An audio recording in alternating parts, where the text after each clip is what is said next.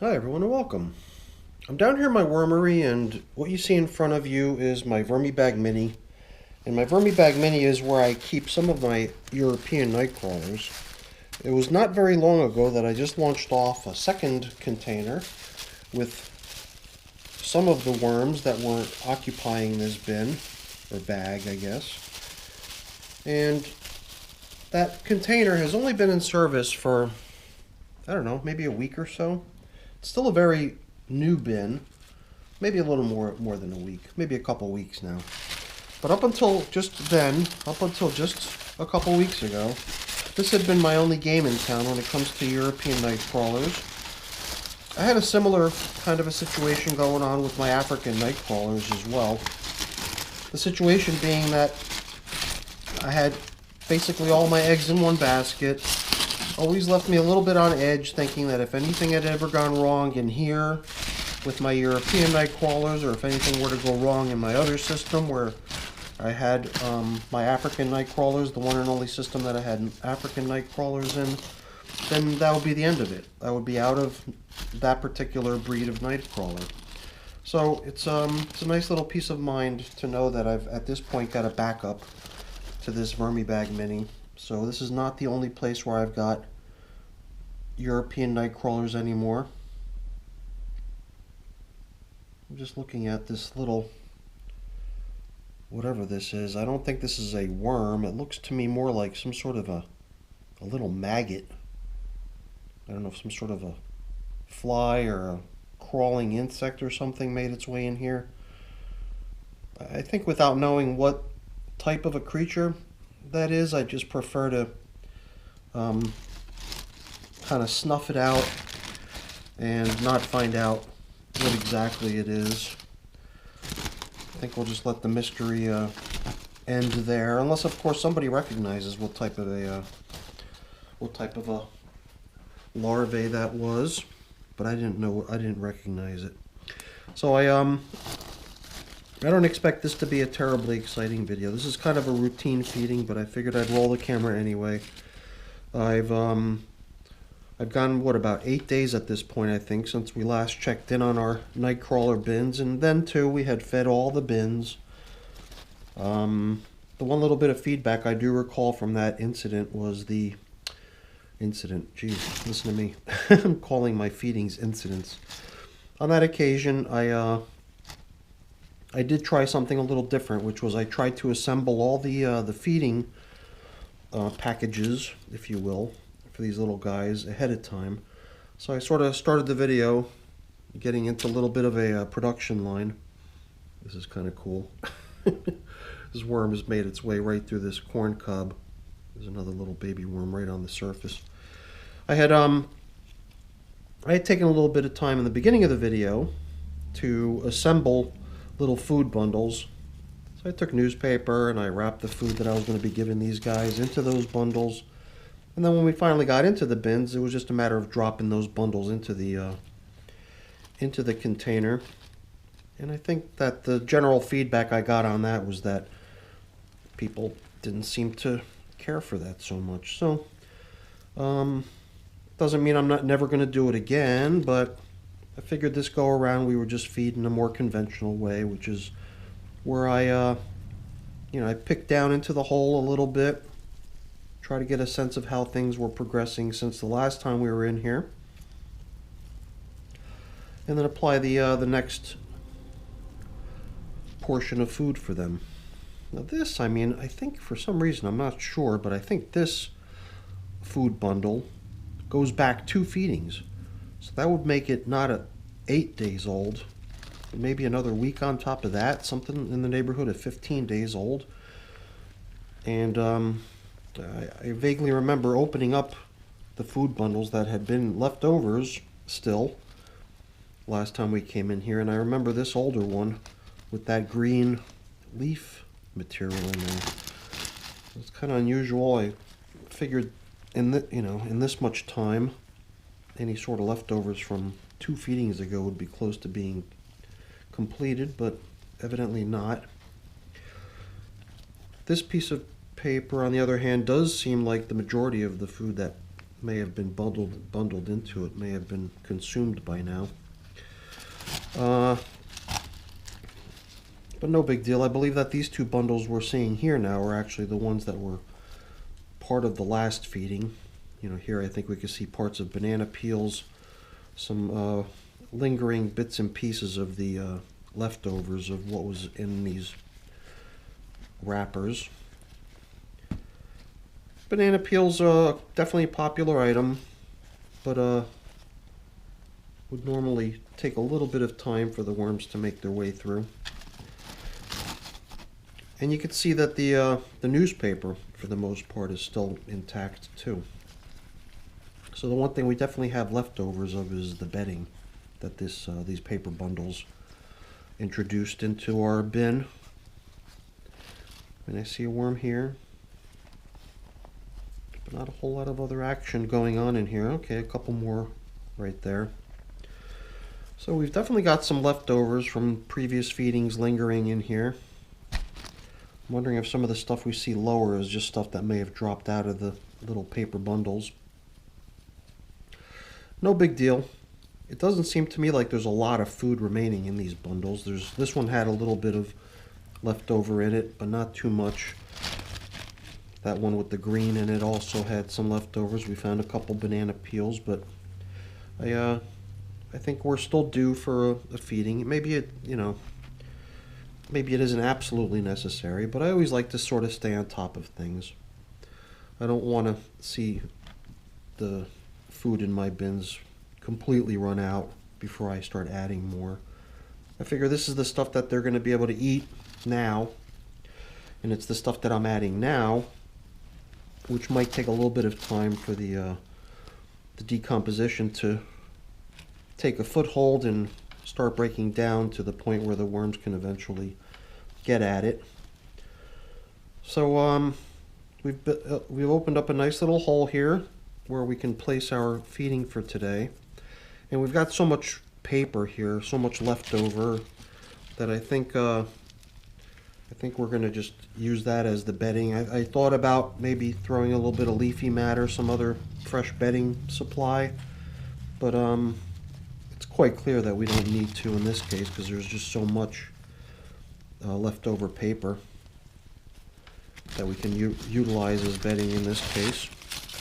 So I'm just piling it all right back in where I found it. My reason for pulling it out was simply to get a look at it, check out how it's progressing, see what kind of shape it's in.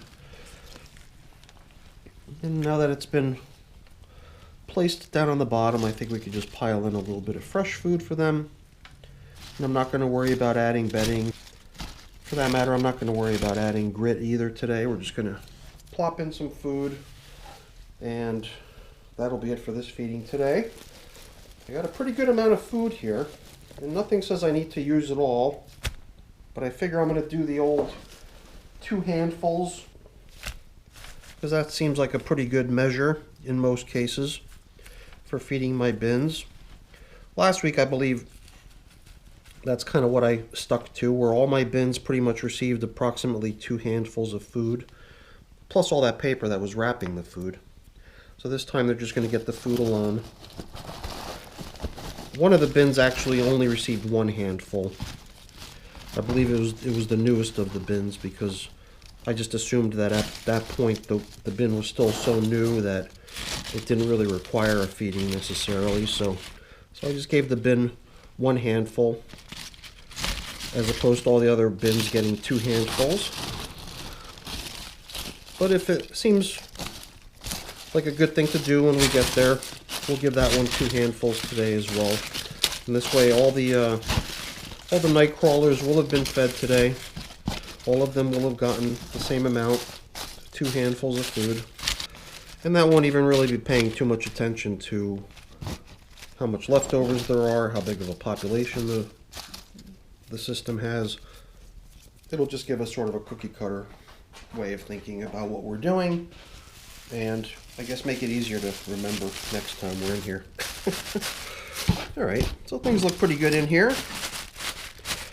Something of a routine feeding, but I think we can get on to the other systems. So let's get over to the bench where the other bins are. So here too we have Euros. We've gone from definitely my oldest bin, which is the Vermibag Mini with the Euros, to now my newest, very newest bin of all, which is also Euros. My backup system for Euros. I think last time we checked in on here, we saw just as much moisture collecting on this top piece of paper that's right below the plastic.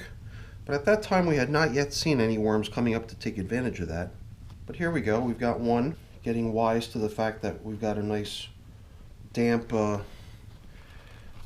place to hang out on the top.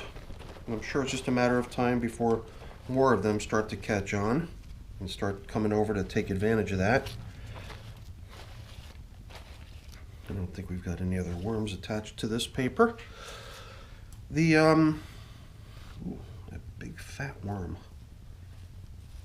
Whenever I'm working in that Vermibag Mini, it just feels like the worms are so far away from me. Here up on the bench, it's just so much closer where the worms are right in my face, as opposed to me having to kind of hunch over, reach down into the bag to see what's going on and to get at what's happening. So this bin, just like all my bins, was built the way I normally build a bin, which is, you know, paper and leaves and all kinds of bedding materials. But when I build the bin originally, I scatter food all over the place. And then as time goes on, the routine feedings that the bin gets on a regular basis, I typically just apply down the center.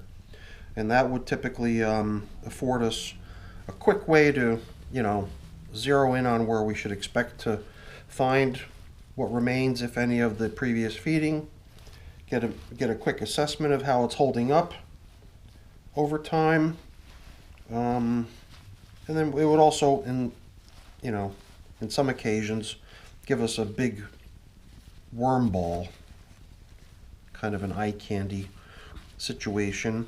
But the one thing I've always kind of realized here, now that I've had nightcrawlers for a little while, is that the nightcrawlers appear to have a slightly different behavior than the red wigglers, which is what I've typically used in the past. I've typically always had red wigglers, but now, you know, for the past, it's not even that recent anymore. It's over a year now that I've had the nightcrawlers introduced into my wormery. The nightcrawlers seem to have a slightly different behavior from the red wigglers, where the red wigglers you find just piled up on any sort of a delicious piece of food. The nightcrawlers don't seem to do that for some reason, which is kind of disappointing. It's always fun to just open up the feeding area of your bin and find a big mob scene of worms there to greet you, but I don't seem to get that in my nightcrawler systems. So I've uncovered a nice big chunk of paper in here. I think this is the only piece of paper we're going to find in here because, like I said earlier, the newest of my bins, this one, only received one of those bundles that I made reference to. When we get onto the other systems, the two African nightcrawler systems we're going to be feeding, in there we're going to find two bundles, just like we saw in the Vermibag Mini. This was the only one where I had put in a little bit less, partially because I assumed that there was still leftovers from the original build of the bin, which is probably the case, which is maybe part of the reason there's worms probably scattered all over the place and not necessarily congregating into one spot. Like, I think this is probably some really moldy bread, and I believe the moldy bread might have been, I'm not sure, but it might have been part of the original build of the bin. I think after we place in some of the food, we can rummage around on the edges to see what we see. See if we could spot any worms hanging out on the outer edges. Maybe working off some of the food that was originally placed into this bin when I built it. And you know what? I'm such a forgetful worm composter. I always forget to give the worms coffee. So I guess I was in such a hurry to bundle things up and continue on in the Vermibag Mini is that the Euros over there did not receive coffee. But I'm not going to double back and try to make up for it. What's done is done. Maybe they'll get some next time if I'm not as forgetful as I am today. The moisture seems pretty good in here, even on the outskirts of the bin. Luckily, I'm using that fairly large piece of plastic, that pink plastic bag that seems to go right out to the very edge of the container and gives good coverage all the way around.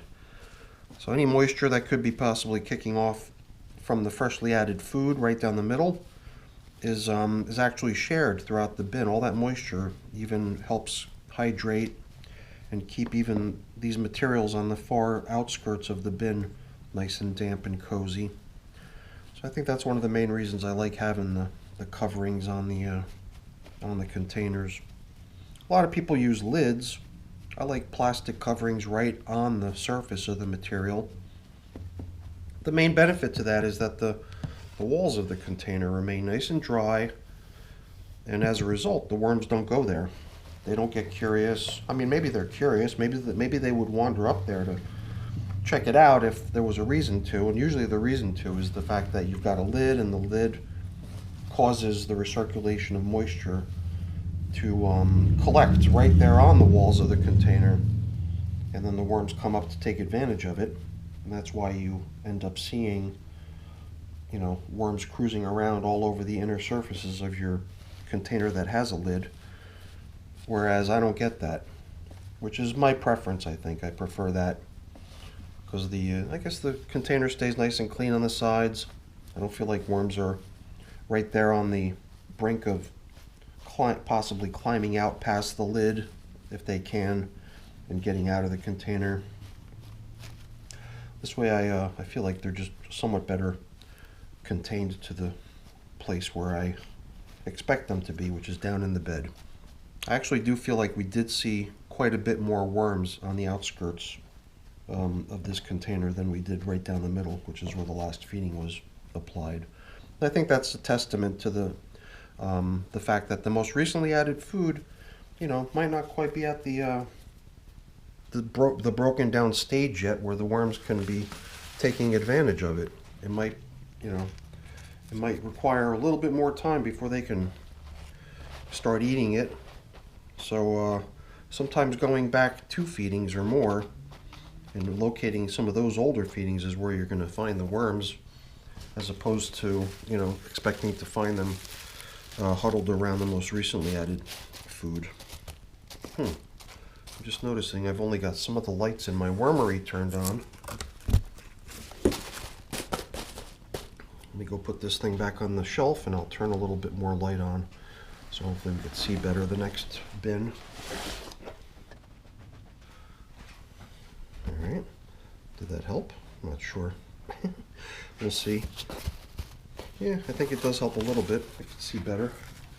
I was wondering why it seemed so dim.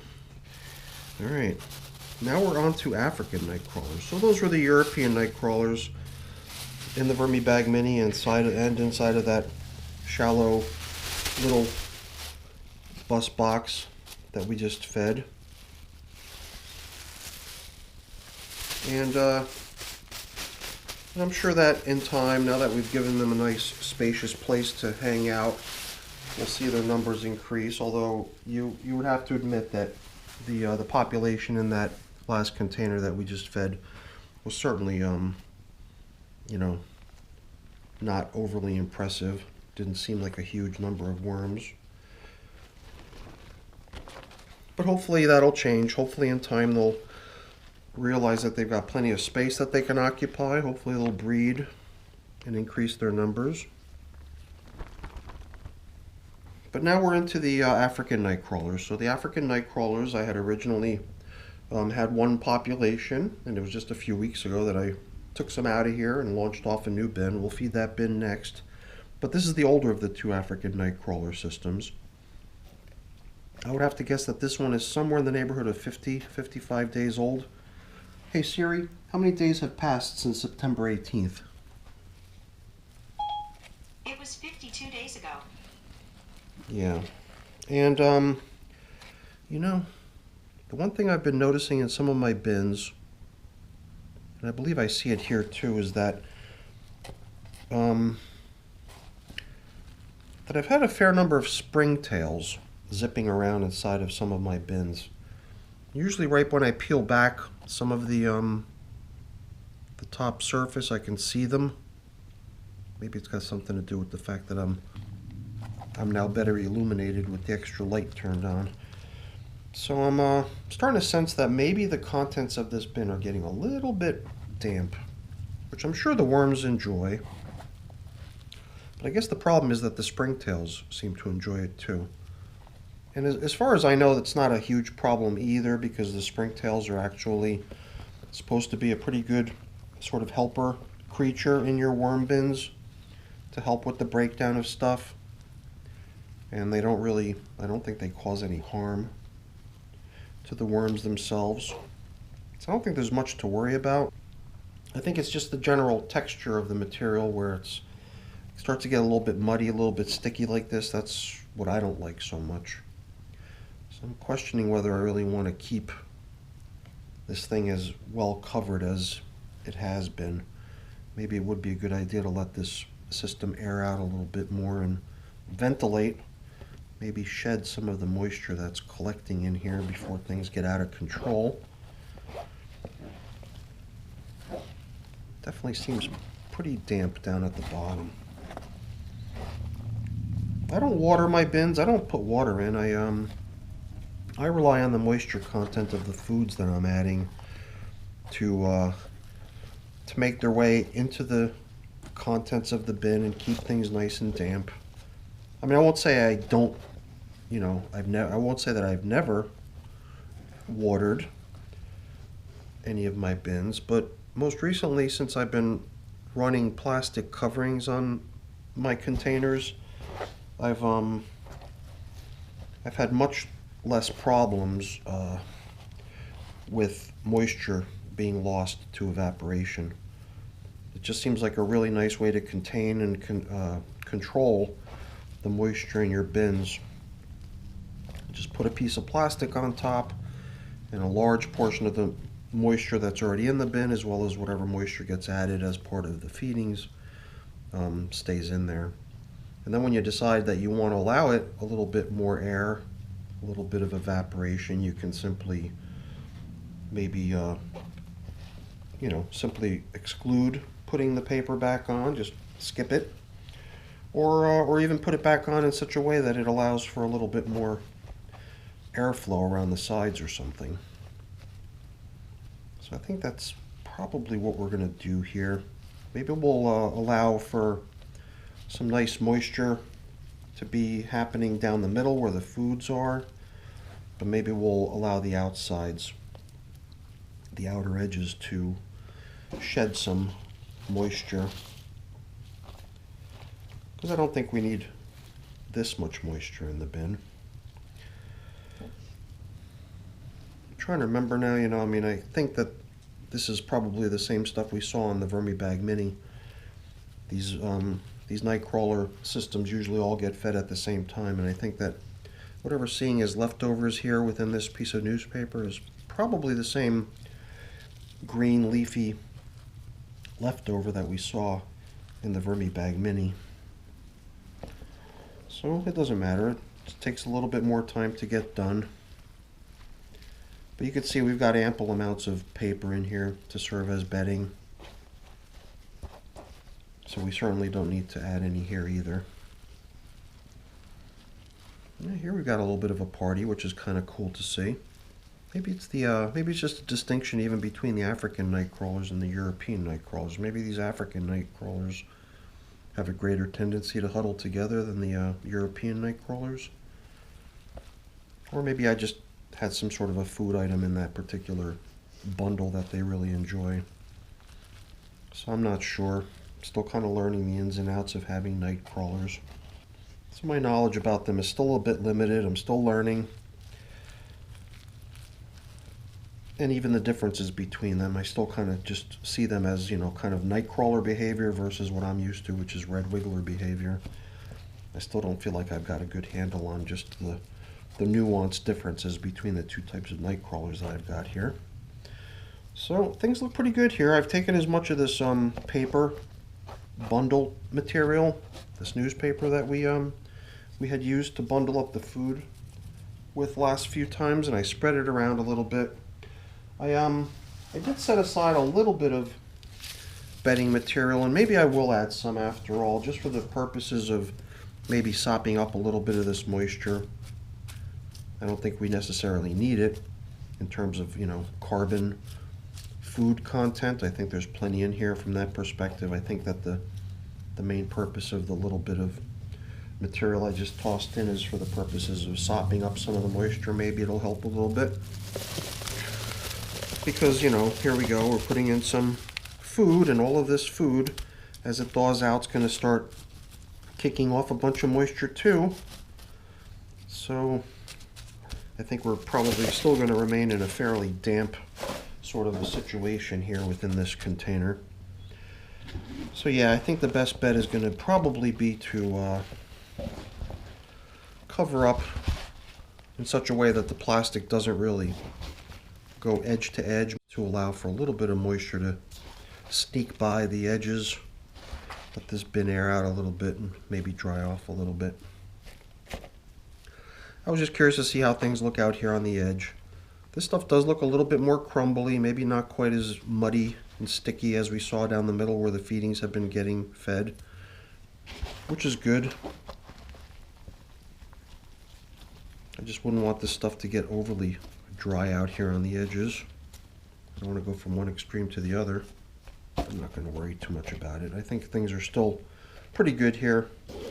Probably nothing is in a critical sort of a stage where it needs remedying or fixing per se. But the moisture is a little bit more than I'm typically accustomed to seeing in my bins, but there's plenty of time in this bin for the moisture to be eliminated through evaporation should we want to take that route. You know, I wonder, would it make sense just to eliminate the plastic for one go around? Maybe we just leave only that paper covering on top, skip the plastic for now, and maybe we'll see somewhat better conditions in here next go around. Yeah, you know, I like that idea. I don't think I saw any worms on the plastic itself, so I don't think we have too much to worry about there. We could simply leave it off, and all we'll do is we'll return this piece of paper that was sort of covering the feeding area. Or should we just go back to the original idea of maybe just folding in the corners of this thing, or maybe wrinkling this up to allow for some evaporation along the edges? Yeah, I don't feel like hunting around for a replacement for this. Why don't we just stick to it for now, but we're not going to push it all the way out to the edges on this go around. We're going to kind of crinkle it up, allow for some moisture to be evaporated around the outer edges, like so. And then maybe we'll see some slight improvement next time we're in here. I don't think we've got any sort of a dire situation to contend with here.